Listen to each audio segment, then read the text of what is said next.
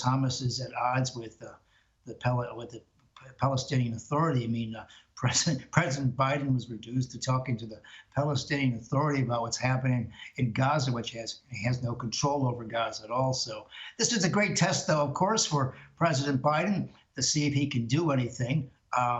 He's not doing very much now because there's very little he can do, as a matter of fact. Well, I mean, it's Egypt, though. Egypt has got a big part in organising ceasefires. They always do. The country always does. But Israel also, Egypt also has concerns about the Palestinians in Gaza City, the militants, I mean, because it doesn't necessarily have an open border either, does it? No. The Egyptians are very concerned about what goes on there. Keep in mind that when the Egyptians got back, when they had Sinai originally, they also had Gaza. So it's their old territory. They know it pretty well, and they don't want militants on their border. And of course, the nation in the background here is the Iranians. I mean, without Iranian support, Hamas wouldn't have these weapons and wouldn't have the wherewithal to be taking on the Israelis. I mean, Hamas supports Hezbollah in Lebanon, Hamas in Israel, and Houthis in Yemen. And I mean, they are the power brokers here in terms of terrorism. But look, I think the biggest uptake for me is that I'm watching the Democratic Party unravel, because this has caused a deep rift between the ascending left in America, or in the Democratic Party, and the moderates like Joe Biden.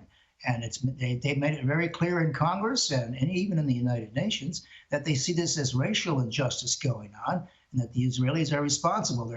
Bernie Sanders wrote a letter to the New York Times, or an op-ed piece, saying that this is Palestinian Lives Matter, and that this is about racial equality and systemic racism and systemic economic inequality. So, you know, they're using all the Floyd George language, and they're putting it on the Israeli. But look, we're looking at a tragedy, and there's very little we can do about it right now until it spends itself. The thing is that how much can people watch? Now, I do want to warn people: if you're watching these terrible scenes in Gaza and these buildings coming down and all the rest of it, you're watching the last 10 minutes of a 3-hour movie. This has been going on since 1948. They've been engaged in combat 14 times, and neither side takes prisoners. You know, these people play for keeps, and so we're looking at this historical tragedy in our own lifetime, and there's very little we can do about it. And at the end of the day, the nation state,